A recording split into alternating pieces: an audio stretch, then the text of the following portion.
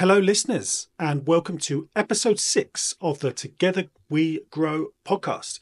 My name's Paul Main, and I'm here with Tamer. Hi, everybody. And in this episode, we're going to talk about what it takes to have those illustrious 5 and 6 figure revenue days when you make upwards of £10,000, even £100,000 on a particular day. These are things that we did multiple times with Cozy Aromas. And in this episode, we're going to talk about how we did that. So then hopefully you can take a few snippets away and implement into your business. This is the Together We Grow podcast, and this is the podcast where we teach home fragrance business owners how to scale their business. And this is based on our years of experience in scaling 3 home fragrance brands to sales in excess of £7.5 million. We sold that business earlier this year, and we're now going to be teaching you how to do the exact same thing, if I get my words out. That's true. But not only do we talk about all things business, but we also talk about things personal-wise and about running a business with your spouse as well. Yeah, because that comes with its own challenges. It certainly does. Shall we get into it? Let's do it. Let's dive go. in.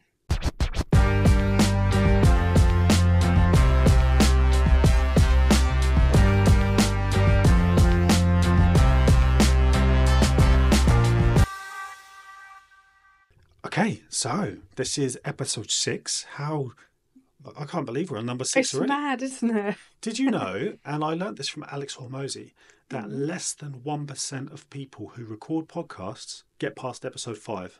Oh, wow. Because people can't be bothered.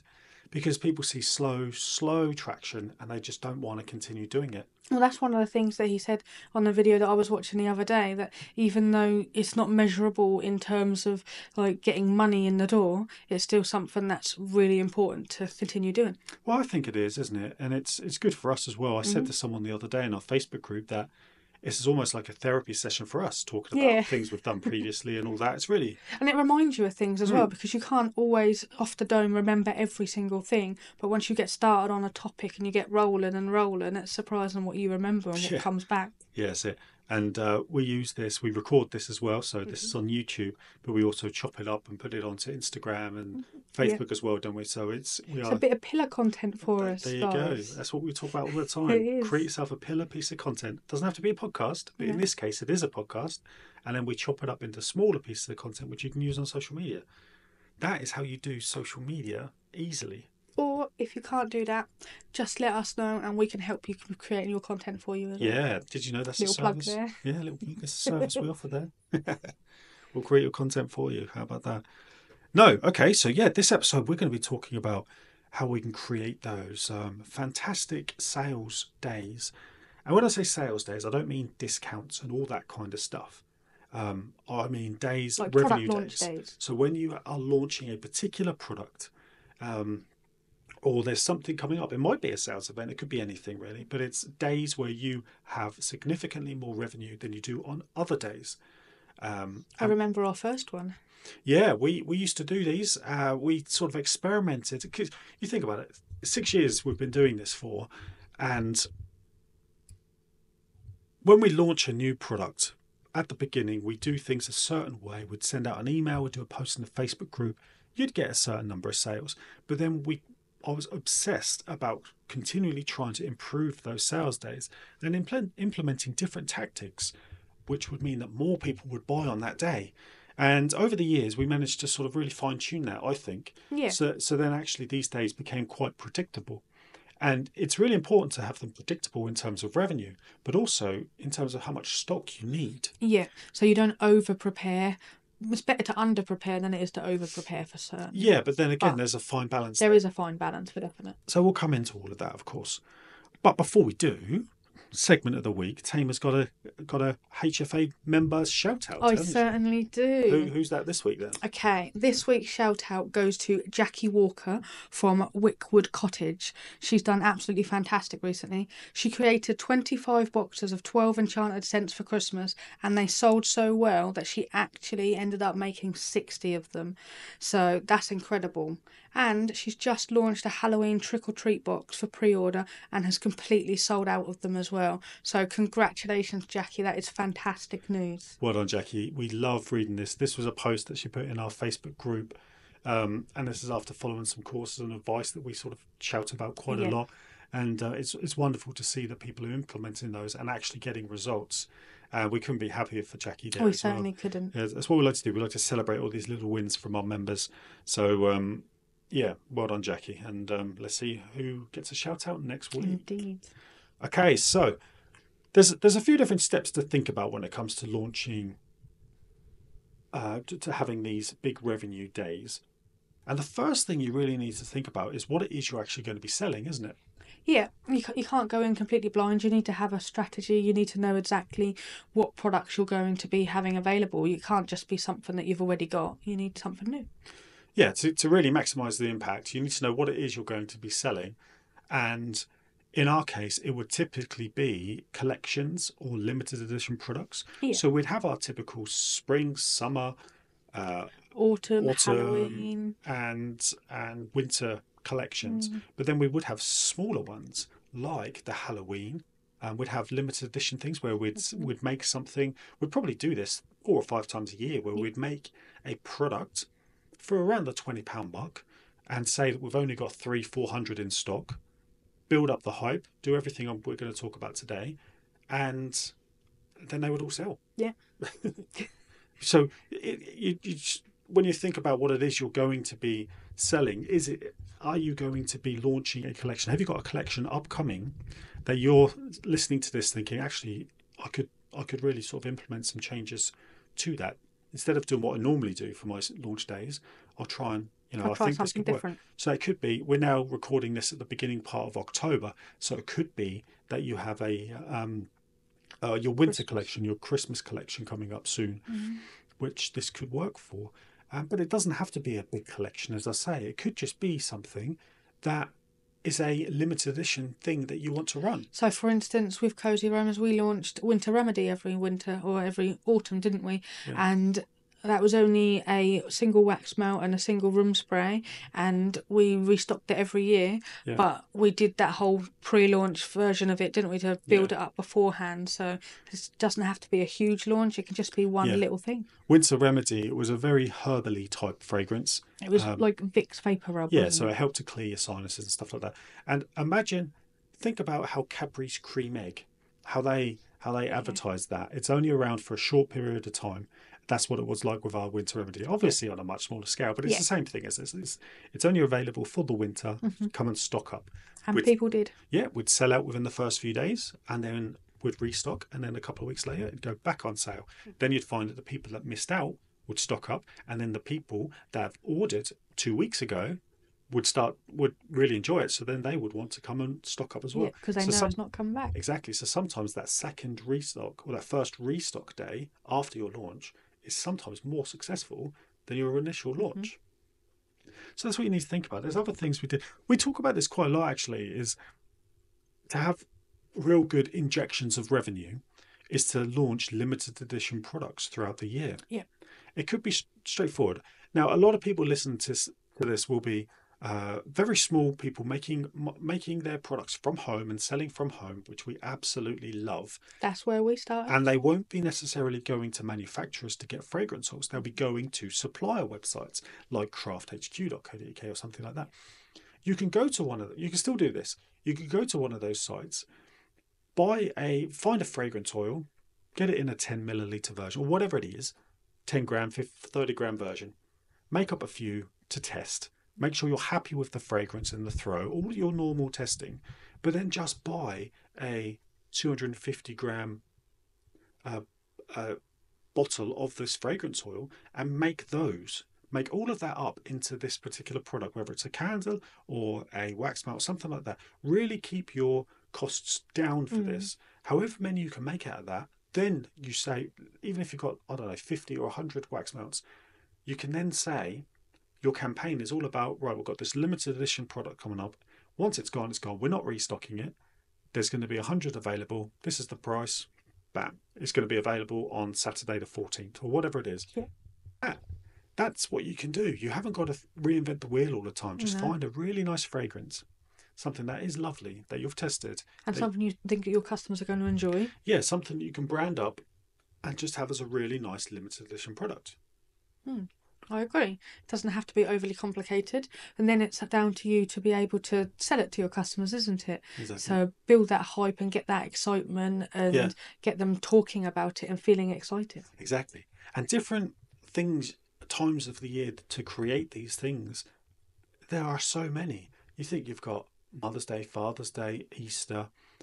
You've got Valentine's St. George's Day, St. Andrew's Day, St. David's Day. Just go online and look for All of those. national holidays or national days. Yeah, exactly. National Tea and Coffee Day. You know, That's right. there's loads. That's right. You've got to be careful. Again, it's a fine line. You don't want to overdo it. So every week you've got something limited edition coming out.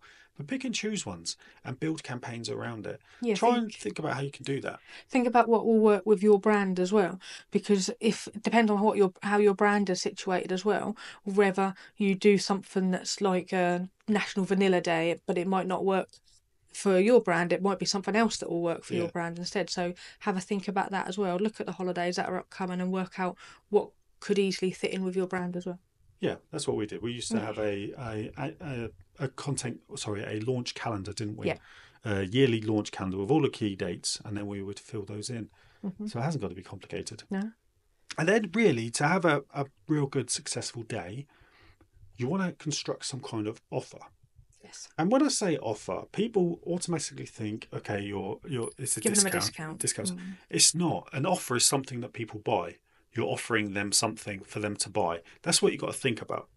Now, I would certainly, if it's limited edition or a new collection or something like this, you certainly don't want to be launching with with a discount, as in a percentage off. I mean, that's just counterintuitive because these are new products. People are going to buy them anyway.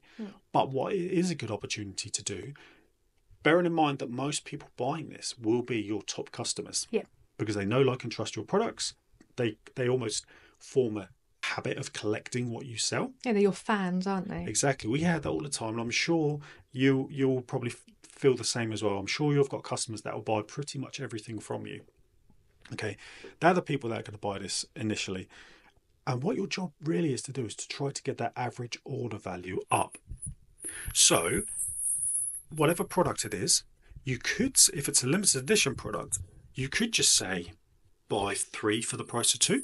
Or it could be, you get this limited edition product for free if you spend over £30 on our website and other stuff. Yeah. Because then people are topping up on other products, but then they're going to get this limited edition thing for free. You can just put it up for sale. We did that numerous times, probably more often than not. Yeah. And that worked very well. But that if that's what you want to do, then that's fine. That's your offer. But you know, it's a good opportunity here to try and think about how you can increase that average order value. The higher your average order value, the more profit you have from that particular order. Because the profit is in your products. The margin is in your products. The more products that people order, the more margin you'll be making on that order. Just had a thought. I saw a question somewhere recently which said, what should an average order value be? But I don't know if that's an easy one to answer because it depends on what you're selling. Yeah, for one. It can always be higher. You'd always want it to be higher than what it is. Ours was around the £23. Yeah. It used to be less than that. We used to have free delivery on orders over £35. We had it lower originally. Yeah, but then we went up still. Then we went down again, didn't we? Yeah. So we had free delivery on order over £35. Yeah. And this is when our average order value was about £20. And there's quite a big gap there. So yes, people your top customers would add extras to get the free delivery. Who likes paying for that? But we then decided to lower the free delivery, £30, and then the average order value went up to £23. This is because it's closer to your average order value and it's more achievable. So whatever your average order value is now, if you use Shopify, all you have to do is press the analytics button and you'll be able to see that. Create a free shipping threshold, which is clearly advertised on your website, which is higher, slightly higher, not vastly higher, but slightly higher than that. So it's attainable for your customers. Exactly. So if your average order value is £20, put your free shipping at £30. If your average order value is £35, put free shipping at £50, something like that. And that will help. That will help to increase it. Even with our knowledge of doing this and running brands like this, I still look to see how much of a threshold there is for free postage on websites as well.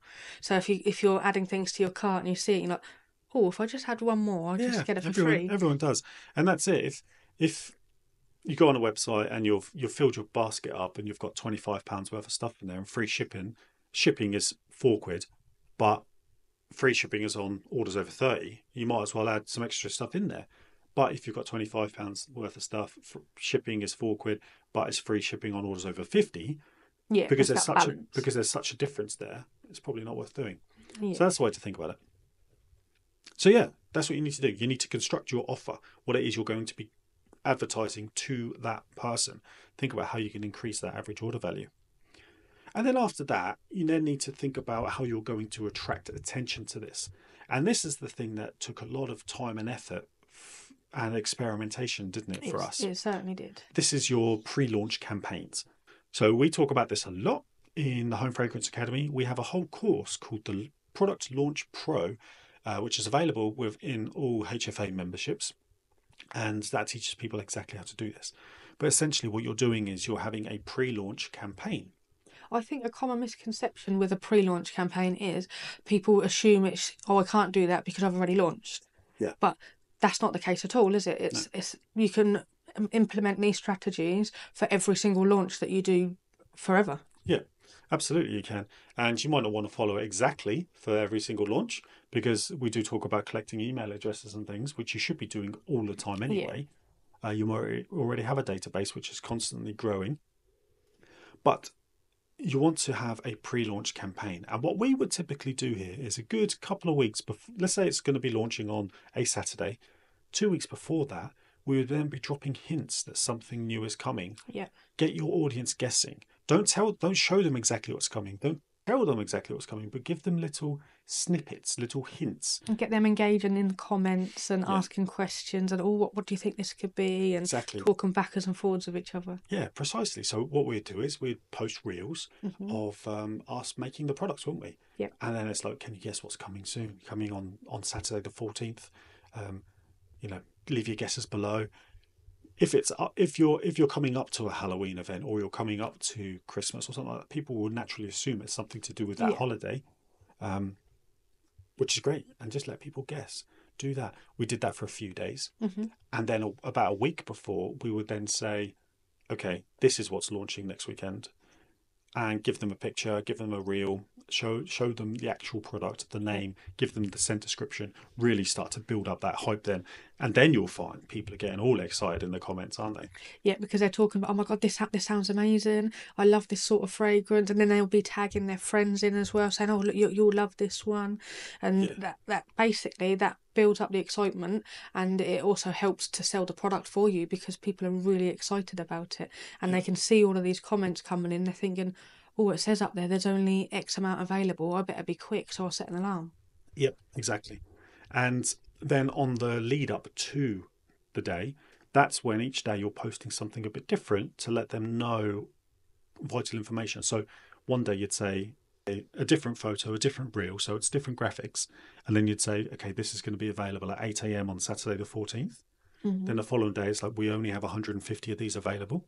And that's what you keep doing, isn't it? Throughout and then you'd hint at the scent description. You'd hint that you tell people that you're not going to be restocking this. All of that kind of stuff, really. And then you're slowly building up that hype. You do this on social media. Yeah. You do this in your Facebook group, and then also you have your email campaigns as well. Now you don't want to be doing this as much as often as this via email, but you certainly a week before want to be letting people know via email that they are going to be receiving or that you're going to be selling this. You should be hopefully sending out weekly email newsletters, just not a sales thing, but just letting people know what's happening in your business, because that helps to build customer and community engagement, which is what we're all about here.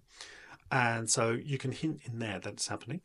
In your email, the first one where you're doing almost like a save the date, this is coming up, if you put your social handles on there as well and say, if you want to find out all the details and all the scent descriptions ahead of time, join the Facebook group, click here, that sort of thing, because it will then funnel the people over that aren't already in your Facebook group into your Facebook group, so that it builds up the engagement there as well. Absolutely. That's exactly it. Then a couple of days before you launch, you want to send an email out specifically about that, telling them what it is, what's available, when it's available, how many, etc., etc., etc. And again, like Tamer says, put that redirect people straight to your Facebook group so they don't miss out. You could even say something like, "There's only 150 available. We're going to be launching it half an hour early to all of our members of our Facebook group." Yeah, we've done that before. Yep, that gives people a chance. That encourages people to join your Facebook group, which is really key. And then on the launch day, of course, you post on social media. It's now available. You post on, or you send your email out. You post in your group, all that good stuff. And then it's always good to go live as well. We like to do that. Go live in the Facebook group. Let people know how sales are going, that you've only got 23 left. And say thank you to your customers. Say thank you. Encourage that sale again. And then post that as well. You want to be sending out an email on a couple of days later saying thanks so much for your orders of whatever it is. Please be patient, etc., etc. Put a post on social media, all that kind of stuff. Now that is loosely how you would do a launch campaign for a limited edition product. Yeah. Now, you will have good days doing that. We had multiple 5-figure days doing that kind of stuff. If you're much smaller than that and you're going to have a lot less available, then you'll certainly, if you build up that hype enough, you've got an engaged audience, you'll certainly sell out or get very close to selling out. That's your job. Your job throughout on that launch day is to sell all of your products, all of those products. Because once you have sold out, you'll then start getting comments. "Oh my God, I haven't got any left. I missed out. All that kind of stuff. That's what you want. You don't want this too often. You have to be careful, but you want to sell out because that shows that people need to be on the ball. It shows that you have popular products. It builds that fear of missing out, doesn't it? So then next time you're launching a product, they will fly off the shelves. Or if 2 weeks later you say, "Actually, you know what? That product I launched on Saturday the 14th was so good and I'm getting such good feedback, I'm going to launch it again. I'm going to do a restock." And then you watch them fly off the shelves that second time. Do you know what this reminds me of? Strawberry jam. Strawberry jam. Yeah, I knew you'd say that. So we launched a wax melt called Strawberry Jam. It was just to our VIP members, wasn't it? I can't remember. I think it was. This was obviously a few years ago. We released it just to our VIP members and we bought a small amount of oil, launched it, and it sold out in like about 8 minutes or something ridiculous like that. And we're like, whoa, okay. So we'll buy some more oil. Bought some more and we restocked it because we had a lot of people going, "Oh, I'm not happy. I wanted it. So we restocked it the next week and we did a staggered launch this time. So we'd split it in half in the morning and half in the evening. And they both did exactly the same. They sold out in minutes. Yeah, like a couple of minutes. And it was ridiculous, wasn't it? Now, here's the lesson though. That happened, yeah. I think 2 or 3 or 4 times. 3 or 4 times. We launched that as a limited edition thing for people to restock, and they flew off the shelves. Sales were fantastic for that. It was unreal. And bear in mind, this is a fragrance. It's a strawberry fragrance. There's nothing. We were. It was a lovely setting. Lovely, yeah. But it was like we were typically going for a bit more complex fragrances at the time. Yeah. This was just a basic strawberry one. They loved it. So then people were jumping up and down for it, saying, "Oh, this must be a permanent fragrance." So we launched it on our website permanently and kept it in stock. And then that's when you see sales just decline because they know it's available whenever. Yeah, it just almost fell off a cliff, didn't it? So don't succumb to peer pressure when people say, "I want this available all the time," or whatever, because it will hamper sales. You want to have those injections of cash often. And that's the same with making sure you want to discontinue fragrances. Don't listen to people when they say, "Oh, yeah, but that's my favourite. Can you just keep it?" Yeah. Because we were hindered by that as well ourselves, weren't we? Yeah, we were. Yeah, we really were. So following that kind of strategy, that basic strategy, is how you're going to sell out of your limited edition products on launch day.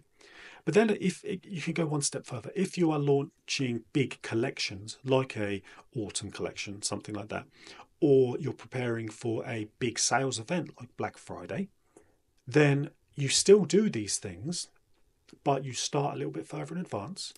You're constantly letting people know what's happening. If it's a sales event like Black Friday, then let them know what is going to be available over the course of the weekend. Let's say you're doing Black Friday, Cyber Monday, so the 4-day weekend. Do something different each day. That's it. That's it. Don't just offer a discount all weekend, because what will happen is you'll have loads of orders on the first day and then it will just fade off. Yeah. We learned from that. That's why we're sitting here doing this podcast, and we have Home Fragrance Academy, so we can Exactly. teach you. What we used to do, and I'll keep this very short because we have training available for this in the Home Fragrance Academy admin area, in the dashboard there, which teaches people exactly how to do this. But essentially, on the Friday and the Saturday, we would have a big discount, like 40% off. Yeah. That run on those 2 days, and we'd be sending out emails, doing social media, all this kind of stuff. On the Sunday, we'd have something like a exclusive product. So every order would get this free product, but we'd only have 300 available, something like that, wasn't it? It was. It doesn't matter what product, what order value you had. You could just buy one single wax melt, and you'd still get this product for free. Yeah, exactly.